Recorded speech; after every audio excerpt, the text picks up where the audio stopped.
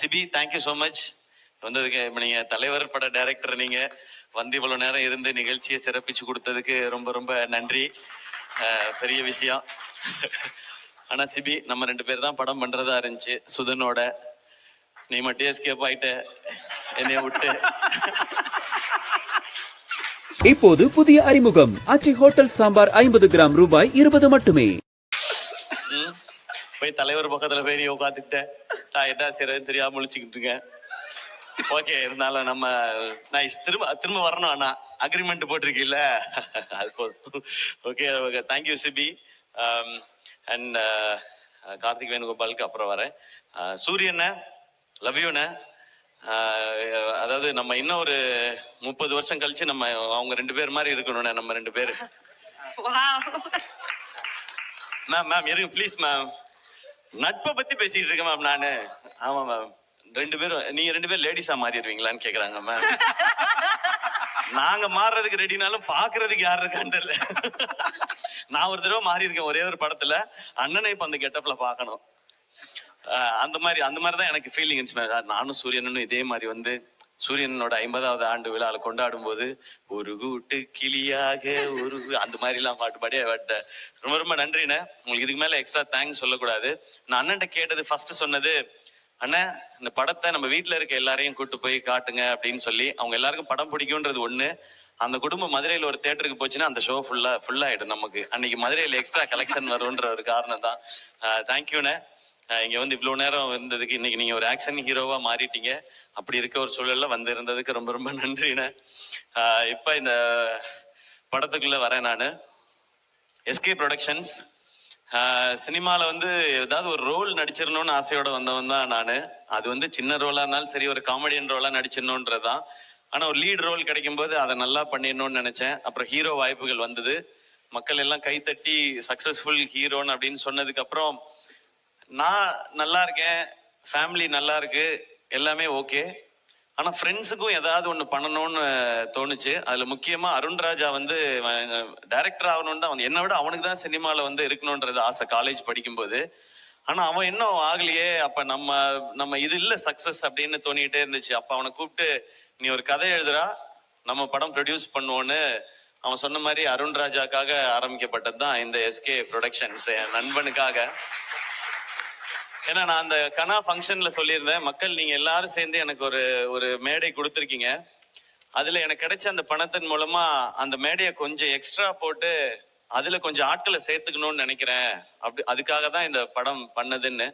அந்த படமும் டைட்டிலே கனா. கனவோட திருச்சியில இருந்து கிளம்பி வந்தவங்க நானு அருண்ராஜா எல்லாருமே.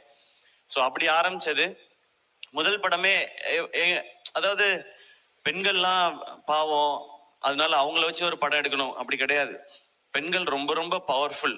அதை சொல்றதுக்காக தான் நாங்க படம் எடுக்க ஆரம்பிச்சோம். அதுதான் கனால நாங்க ஆரம்பிச்சது. ஸோ கனால அது நடந்து வேர்ல்டுல ஃபர்ஸ்ட் டைம் விமென்ஸ் கிரிக்கெட்டை பேஸ் பண்ணி எடுக்கப்பட்ட படம் கனா. அதுல அருண்ராஜா வந்து டைரக்டரா அறிமுகமானாரு. அதுக்கு அடுத்து ஏன்னா காசு சம்பாதிக்கணும் அப்படின்னா, நான் ஒரு படம் பண்ற நேரத்துல பேரலா இன்னொரு படம் ஷூட்டிங் போனேன்னா நிறைய காசு கொடுப்பாங்க. மக்கள் அப்படி ஒரு இடத்தையும் ஆசீர்வாதத்தையும் கொடுத்துருக்கீங்க. அப்ப இந்த ப்ரொடக்ஷன் பண்றதுக்கும் படம் பண்றதுக்கும் ஒரு பர்பஸ் இருக்கணும். அப்ப அடுத்து என்ன பண்ணலான்னு போது, யூடியூபர்ஸ் எல்லாருமே வந்து சினிமா கனவோட நிறைய பேர் வந்தாங்க. சினிமா வாய்ப்புகள் கிடைக்காம யூடியூப் மூலமா நம்மளுடைய ஃபேஸை நம்ம அடையாளப்படுத்திக்கலாம், இல்லை ரைட்டிங் அடையாளப்படுத்திக்கலாம்.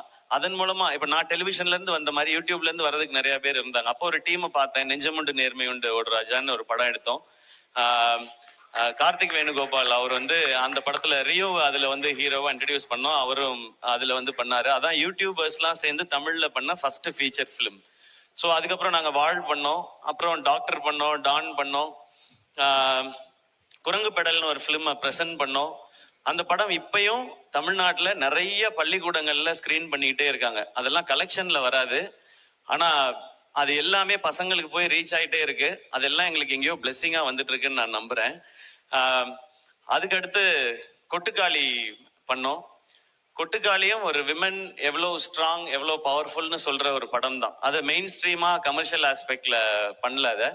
ஆனா இப்படி ஒரு கதையை ஏன் நம்ம இங்க சொல்லி பார்க்க கூடாதுன்னு PS வினோத்ராஜ்ன்ற ஒரு டேலண்ட்டை செலிப்ரேட் பண்றதுக்காக பண்ணப்பட்ட படம் தான். இதை ஏன் தியேட்டர்ல ரிலீஸ் பண்ணணும்லாம் கேட்டாங்க. ஏன் தியேட்டர்ல ரிலீஸ் பண்ணக்கூடாது, இந்த மாதிரி படத்தை ஆடியன்ஸ் ஒரு தடவை முயற்சி பண்ணட்டும். நான் டீம்கிட்ட சொன்னது அதான், இந்த படத்துக்கு 2 ரியாக்ஷன் தான் இருக்கும். ஒன்னு எக்ஸ்ட்ரீமா பாராட்டுவாங்க, இல்லைன்னா எக்ஸ்ட்ரீமா திட்டுவாங்க, எங்களுக்கு ரொம்ப ஸ்லோவா இருக்கு போல. ஆனா இது பிராக்டிஸ் ஆரம்பிக்கும், இதுல நடிச்ச எல்லாரும் வெளியில தெரிய ஆரம்பிப்பாங்க. நான் கொட்டுக்காளியோட சக்சஸ நேத்தும் இன்னைக்கும் நான் ஃபீல் பண்ணிட்டேன். ஏன்னா அங்க பிலிம்ஃபேர் அவார்டுக்கு போயிருக்கும்போது மொத்தம் 8 அவார்டு அமரனுக்கு கிடைச்சது, 2 அவார்டு கொட்டுக்காளி கிடைச்சது. அதுல ஒன்னு பெஸ்ட் டைரக்டருக்கானது, இன்னொன்னு பெஸ்ட் ஆக்ட்ரஸ்க்கானது. பெஸ்ட் ஆக்டர்ல சூரியனும் நானும் நாமினேஷன்ல இருந்தோம். நான் ஜெயிச்சிட்டேனே, தேங்க்யூண்ணே. அங்க நான் அது உணர்ந்தேன். 2வது முறையா அந்த கொட்டுக்காளியோட சக்சஸ உணர்ந்தது தங்கச்சி இங்க பேசும்போது. எங்களெல்லாம் யாருக்காவது தெரியுமான்னு நான் நினைச்சுக்கிட்டே இருந்தேன். எங்களை எல்லாருக்கும் தெரியுது, அது காரணம் கொட்டுக்காளின்னு சொன்னாங்க. இந்த ஒரு காரணத்துக்காகத்தான் இங்க படம் எடுக்கப்படுது. எத்தனையோ பேர் தியேட்டர்ல எங்க மூஞ்சி வராதான்னு கேக்குறாங்க. இதை வந்து நீ தியேட்டர்ல ரிலீஸ் பண்ணலாம். இந்த தியேட்டர்ல இல்ல, நாங்க உலகம் ஃபுல்லா தியேட்டர்ல ரிலீஸ் பண்ணோம் கொட்டுக்காளிய. பெர்லின்ல பார்த்தாங்க, ஜப்பான்ல பார்த்தாங்க, ரஷ்யால பார்த்தாங்க. நீங்க ரஷ்யாக்கெல்லாம் போனீங்கன்னா நீங்க தான் என்னோட ஜாஸ்தி ஃபேமஸா இருப்பீங்க. நீங்க எல்லாரும் போய் பாருங்க அந்த பக்கம் பெர்லின், ரஷ்யால எல்லாம். அதுக்காக தான் அந்த படம் பண்ண. ஸோ கொட்டுக்காளியோட சக்சஸ் இன்னைக்கு ரொம்ப நிறைவா நான் உணர்ந்திருக்கேன். இன்னும் அந்த மாதிரி படம் வரும். அதுக்கடுத்து தாய் கிழவி, நெஞ்சமுண்டு நேர்மை உண்டு பண்ணும்போது ஒரு படம் நல்லா பண்ணும் இந்த டீம்னு சொல்லி கார்த்திக் வேணுகோபாலுக்கு கிடைச்ச அந்த ஆப்பர்ச்சுனிட்டி, அவர் திருப்பி இந்த கம்பெனிக்கு திரும்ப செஞ்சிருக்க, அது எப்படி சொல்றேன்னு தெரியல, அந்த நன்றியா என்ன வேணாலும் சொல்லலாம். அதுதான் இந்த தாய் கிழவி. இப்படி ஒரு கதையை அவர் கேட்ட உடனே என்கிட்ட வந்து, பிரதர் ஒரு கதை இருக்கு பிரதர். அவர் கூட தான் நான் நிறைய டிஸ்கஸ் பண்ணுவேன் நானு. அது ஏதோ ஒரு சிங்க் அவருக்கு எனக்கும். அவர் ஒரு வித்தியாசமா பேசுவாப்ல, நான் ஒரு வித்தியாசமா பேசுவேன். அது எங்களுக்குள்ள ஒரு சிங்க். இப்படி ஒரு கதை இருக்கு கேளுங்கன்னு சொன்னாரு. ஓகே சிவா, ஓகே கார்த்தி, நீங்க சொல்லுங்க அப்படின்னு சொன்னேன். யாரு ஹீரோ, யார மைண்ட்ல வச்சு பண்ணிருக்காங்க. அவருக்கு வந்து ஒரு தயக்கம், எதுவுமே சொல்லாம, பிரதர் நீங்க கேளுங்க பிரதர், கேட்டா உங்களுக்கு பிடிக்கும், உங்களுக்கு பிடிக்கும் நம்புறேன்னு சொல்லி சிவாவை கூட்டிட்டு வந்தாரு. சரி சிவா நான் கேட்கறேன்னு சொல்லிட்டு சிவாட்ட நரேஷன் ஆரம்பிச்சு ஃபர்ஸ்ட் ஹாஃப் முடிஞ்சது. நான் ரொம்ப என்ஜாய் பண்ணேன். செகண்ட் ஹாஃப் முடிஞ்ச உடனே எனக்கு இதுதான் கதை, இதுதான் படமா பண்ணணும். இதுல வந்து இந்த கதை, இதுல யாரு ஹீரோன்றது முக்கியம் இல்ல, இந்த படத்துல நடிக்கிற அத்தனை பேருமே ஸ்டார்ஸ், அப்படிதான் எனக்கு தோணுச்சு. அதனால இந்த கதையை உடனே பண்றோம்னு அவர்கிட்ட சொன்னேன். சொல்லி முடிச்சுட்டு சிவாட்ட, சிவா நம்ம பண்றோம் எல்லாம் சொல்லிட்டு சைன்லாம் பண்ணிட்டு நான் கலைட்ட சொன்னதை தான், சிவா நம்ம இது வரைக்கும் நம்ம கம்பெனில யாரையுமே 2 ஃபிலிம்னு சைன் பண்ணதே இல்லை, சிவாவை 2 ஃபிலிம்க்கு சைன் பண்ணுவோம் நம்ம. ஏன்னா எல்லாரும் நினைச்சிட்டு இருப்பாங்க சேயோன் வந்து இப்ப தாய் கிழவி அவுட்ட பார்த்துட்டு நான் டிசைட் பண்ணிட்டேன்னு நினைச்சிட்டு இருப்பாங்க அவரோட படம் பண்ணோன்னு. இவர்கிட்ட ஃபர்ஸ்ட் நாள் கதை கேட்ட அன்னைக்கு நான் டிசைட் பண்ணது இவரோட அடுத்த படம் நான் அதுல ஹீரோவா நடிக்கிறேன்றது. அதை நான் வந்து சிவாட்ட ரொம்ப லேட்டர் ஸ்டேஜ்ல தான் சொன்னேன். நான் கலைட்ட சொல்லிட்டேன், இப்படி ஒரு ரூரல் ஸ்கிரிப்ட் இதுதான் எனக்கு ரொம்ப பிடிக்கும். ஏன்னா என் ஊருக்கு போன மாதிரி, எங்க அம்மாச்சி ஊருக்கு போன மாதிரி, பிரான்மலைக்கு போன மாதிரி ஒரு உணர்வை எனக்கு கொடுத்தாரு சிவா. இது ஆடியன்ஸுக்கு கொடுக்கணும், இது இந்த படம் சிறப்பா வரும், அதே மாதிரி நம்ம ஒரு படம் ஹீரோவா நடிக்கிறோன்றது தான். ஸோ சிவா உங்களுடைய நரேஷன், உங்களுடைய ரைட்டிங், இதெல்லாம் தாண்டி எனக்கு பிடிச்சது உங்ககிட்ட இருக்க அந்த ஜெனுவினிட்டி. அது ரொம்ப ரொம்ப கம்மி. அது ஒருவேளை நிறைய இருந்தா கூட இந்த இண்டஸ்ட்ரியில இருக்கிற எக்கோ சிஸ்டம் அதை குறைச்சிக்கிட்டே தான் வரும் அது. ஆனா அது உங்களுக்கு நடக்க விடாம பாத்துக்க வேண்டியதான் என் பொறுப்புன்னு நான் நினைக்கிறேன். அதை நான் பாத்துக்குவேன். அந்த ஜெனுவினிட்டி இந்த ஸ்கிரிப்ட்ல இருந்தா தான் எனக்கு இவ்வளவு பேரும் புகழ்றதுக்கு காரணம். இது வந்து இந்த கேரக்டர் ஜாஸ்தி சொல்லணும், இந்த கேரக்டர் இறக்கி சொல்லணும் அப்படிலாம் இல்லாம மொத்த கேரக்டர்ஸையும் ஒரு ஃபேமிலி மாதிரி எடுத்துட்டு போய் மொத்தமா எழுதியிருக்காங்கல்ல. உலகநாயகன் கமல் சார் படம் பார்த்துட்டு சிவாட்ட சொன்னது வந்து, இந்த படத்துல நிறைய நட்சத்திரங்களை நீங்க உருவாக்கி இருக்கீங்க அப்படின்னு சொன்னாரு. இது இங்க இருக்கிற எல்லாருக்குமே சேரும். அது அந்த ஜெனுவினிட்டி தான் இந்த ஸ்கிரிப்டை பண்ணணும்னு தோணுது, அந்த ஜெனுவினிட்டி தான் உங்களோட பயணிக்கணும்னு தோணுது. நீங்க எடுத்தது தான். எனக்கு இப்படி டெக்னீஷியன்ஸ் வேணும்னாரு, ஓகே. காஸ்டிங் மட்டும் அவர் ஒரு காஸ்டிங் கொண்டு வந்திருந்தாரு. இல்ல இது வந்து நம்ம இப்படி பண்ணலாம், அப்பதான் இன்னும் வைடரா ரீச் ஆகும் அப்படிங்கறத வச்சு பண்ணது. அப்புறம் ஃபைனலா யார் இந்த ரோலை பண்ண போறாங்கன்னா ராதிகா மேம் அப்படின்னு சொன்னாரு. நான் ஏற்கனவே பேசியிருக்கேன், ஆனா இந்த மேக்கப் அதெல்லாம் கொஞ்சம் இருக்குன்னு போது, மேம் இது இந்த படம் பார்த்த எல்லாரும் நாங்க சொல்றோம், பட் இந்த படம் பார்த்த இதுக்கப்புறம் மக்கள் எல்லாரும் சொல்லுவாங்க, உங்களை தவிர இதை பண்றதுக்கு எனக்கு தெரிஞ்சு இந்தியாவில் ஆள் கிடையாது மேம் இந்த ரோலை பண்றதுக்கு.